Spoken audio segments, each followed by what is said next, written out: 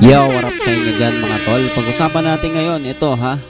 Ito pong komento po ng palasyo hinggil patungkol po sa pagiging mga pro-China ng mga Dutertes. Napakabigat po na usapin at isa pong pagla-label po sa kanilang apelyido, sa kanilang angkan, pagkakakilanlan bilang sa ating pong politika ng bansa, sila po ang nasa history na po natin na isa sa pinakamalawakang pagkakaroon po ng sinasabi nga po ng marami na pagtatrader po sa ating bansa. Yan po yung pag-uusapan natin sa video na ito. Pero hindi ka pa nakasubscribe, please hit the subscribe button and notification bell para updated ka palagi sa mga videos natin na parating. Tara, umpisahan na natin to.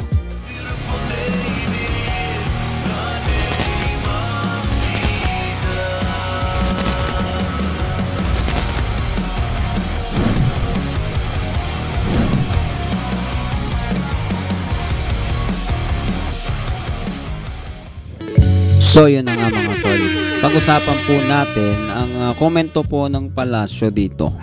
Actually ito po ay sa pananalita po ni Claire Castro, pagkat siya po ang officer po ngayon, press officer ng palasyo. At ito po yung responde patungkol po sa mga panayam na pinakita po, pananalita po ni VP Sara patungkol sa pagkakaroon po ng tawag po dito yung direkta na foreign policy ng ating administrasyon, no, sa ilalim po ng pangalan ni Bongbong Marcos. Ito pong kanyang pamamalakad sa ating foreign policy ay meron pong pagtuligsa po dito yung ating kasalukuyan na VP Presidente, na siya rin pong marami pong kinaharap na kaso ngayon. Ito nga pong kamakailan lamang siya po ay napabalita na nag-hire talaga no, ng mahigit sa 10 higit, no, 15 o 16 na abogado, at hindi lang po basta-basta abogado, kundi mga batak, mga batikan, mga kilala. At syempre may bago rin, pero hindi basta-basta rin yung mga baguhan. May mga, kumbaga, may mga history, may mga track record po na masasabi na hindi sila basta-basta. Pero bakit ko ba binanggit yun? Kasi itong pinag-uusapan po natin ay pagtuligsa po sa kasalukuyang administrasyon ng ating gobyerno po ngayon, na nagpapatupad po ng sabi nga po yung malinaw na description ng kanyang gustong lakaran, puntahan. Hindi gaya po ng nangyari sa panahon po ng administrasyon ng Duterte, parang sa atin po nakatuon ng pagkakaroon po ng mga aksyon ng ating dating Pangulo, pero subalit yung po pala ay hindi naman po ganun talaga, kundi meron pong paglalaro ng damdamin, iikot-ikot ng mga salita, at bandang huli ay pro-China pala. Yan po ang lalabas sa mga usapin po ngayon, pero di natin sasabihin na talagang ganun na ganun nga, pero parang ganun nga. Panoodin na po natin to bago natin patuloy na bigyan ng reaksyon, opinion. Ito pong panayam, ito pong mga pananalita po ni Claire Castro sa kanyang pagharap bilang officer po, ng press officer po ng palasyo. Play po natin. On the topic of AI, ma'am, last week a local official went viral over her alleged use of artificial intelligence for a prayer, which garnered negative reactions online. Now po, the government is counting on AI to boost digitalization and modernization of technology. while AI can be used for a lot of ways and even bad ones, is the president looking to have regulations for AI or at least a creation of framework to promote responsible AI use? Nagkaroon po ng sectoral meeting noong May 20, 2025, ang Presidente, ang Pangulo, kasama po ang DOST. At pinag-usapan po nila yung National Artificial Intelligence Strategy for the Philippines. At ngayon po ay nagagawa na po sila ng framework at pati po yung pag-develop po ng hubs na ang focus po ay on understanding artificial intelligence. Ang inuutos po ng Pangulo ay magkaroon po ng tuloy-tuloy na pag-aaral patungkol po sa AI, advantages at disadvantages po nito, ang application po nito sa bansa at yung mga best practices nito sa ibang mga bansa. At magkaroon po ng regular na policy recommendations and research findings. So yan po sa part na yan na makikita po natin na wala pong masama sa layunin po ng administrasyon ngayon kundi pag-aralan, tignan ng advantages at mga disadvantages, which is babanatan na naman po yan. Abanatan po ng marami, bakit di ka tumutuon sa mga pangangailangan talaga at AI ang inaabala mo, pinagkakaabalahan mo, diba? Samantalang sila nagpapalabas po ng mga fake news, no? Paano hindi po tayo magkakaroon po ng malalim, masidhing polisiya patungkol magkakaroon po ng mga proyekto sa mga bagay po na katulad po ng sa AI, lumalaki po ang kanilang damages na nagagawa, no? Kamakailan lamang viral na viral po si Senator Bato, no? Nag-share ng AI post, no? Let's say na alam talaga niya na ito daw po ay AI talaga, no? Alam niya. Tapos sige, unahin natin. Sabihin na natin hindi niya alam. Yun muna, no? Yun muna. Kasi yun yung parang pinalalabas nila na si Bato de la Rosa nagkamali at akala niya totoo. Sabihin natin totoong nagkamali siya at inisip niya na totoo yun. May problema ba doon? No? Ako naniniwala may problema. Hindi niya inalam ng gusto. At syempre, bias na nga siya sa impeachment trial at sa iba pang mga kaso na kinaharap po nila. Iyon po yung problema doon. Kaya nagkaroon po ng problema kahit na sabihin niya hindi niya alam. Bakit? Ganun na lamang kasarado po ang ating isipan sa impeachment trial. Samantalang yun po investigasyon, karapatan ng mamamayan Pilipino na malaman ng katotohanan kung totoo bang may ebidensya si Sara Duterte, proof na siya'y inosente o wala. No, walang masama po dun, no? Kaya naging bias at hindi maganda pa rin yun kahit sabihin pa ni Bato na hindi niya alam. Pero itong mabigat, no? May mga nagsasabi din na halatang alam ni Bato to. Alam niya na ito po ay AI generated video and yet shinare niya. Na kung pagpapalagay natin na ganun nga, siguro sa pag-aakala niya, no?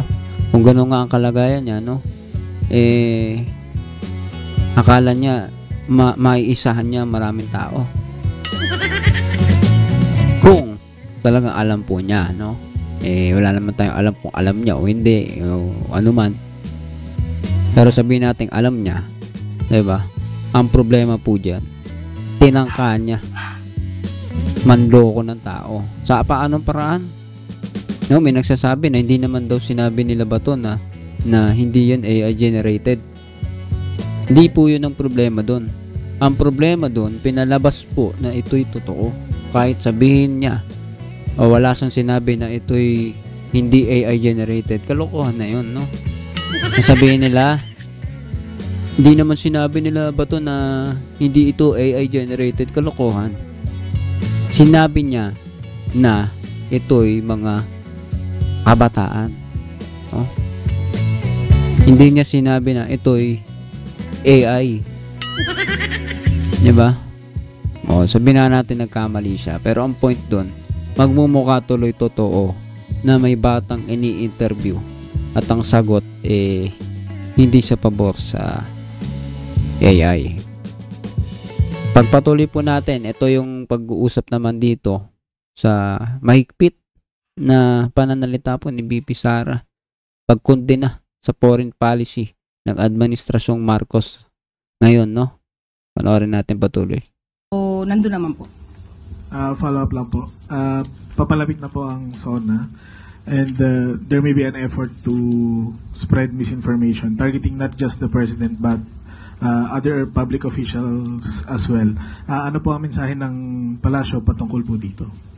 Unang-una po, pagbubutihan po ng gobyerno ang trabaho para po ito ay ma-reduce o masawata ang fake news at hingin din po namin ang inyong tulong patungkol po dito dahil sa media po, social media, sa mainstream media, malaking tulong po.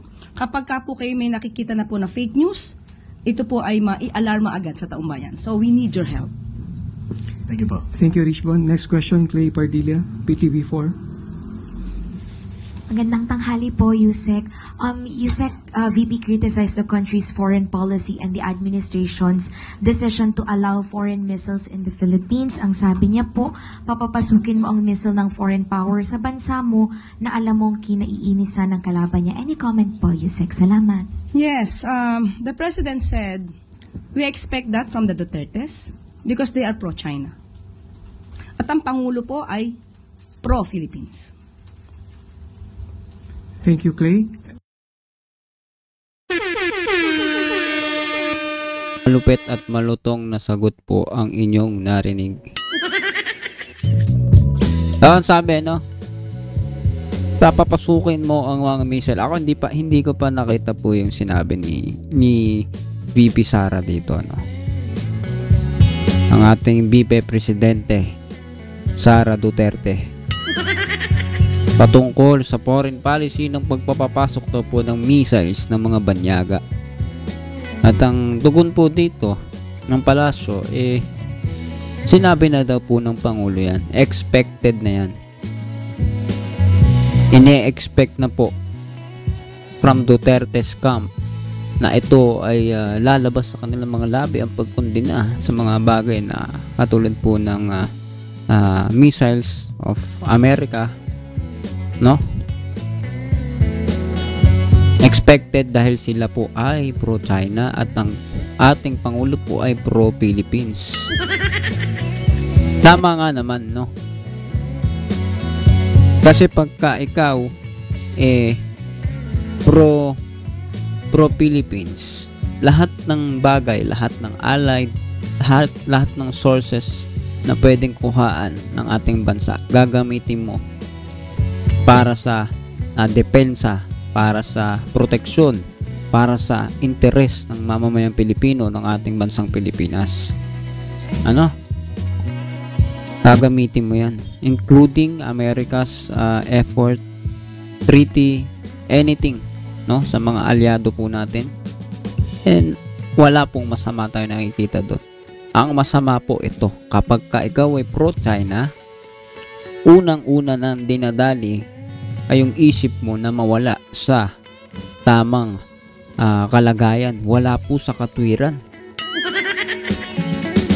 Wala na po. Bakit kanyo? Ito pa lang pong EEZ zone, di na po nila maintindihan, no? Exclusive Economic Zone. Hindi na po nila nauunawaan yun na hindi po yun dapat sinasakop ng China. Pangalawa, syempre ayaw natin sa komunista at napakasama po ng komunistang pamamalakad sa mga bansa. Mag-research po kayo kung gaano po katindi yan at karaniwan na po sa mga komunistang bansa kanilang binubungad ng mga kagandahan ng kanilang bansa ngayon. Pero ang katotohanan po niyan sa ilalim po ng pamamahala nila ay marami po na o-oppress dyan at marami pong abusado at napakatindi po ng mas matindi pa po ang korupsyon na naririyan. So ngayon, ano po bang masasabi ninyo sa video na ito na si masasabi ko pa si Sara pro China. Sara pro China. Anong masasabi nyo kay BP Sara Duterte? At sa ginagawa po ng Administrasyong Marcos ngayon. No? Comment down below. Pag-usapan natin yan sa comment section. And please do not forget to hit the subscribe button and notification bell para updated ka palagi sa mga videos natin parating. See ya ulit sa susunod na video.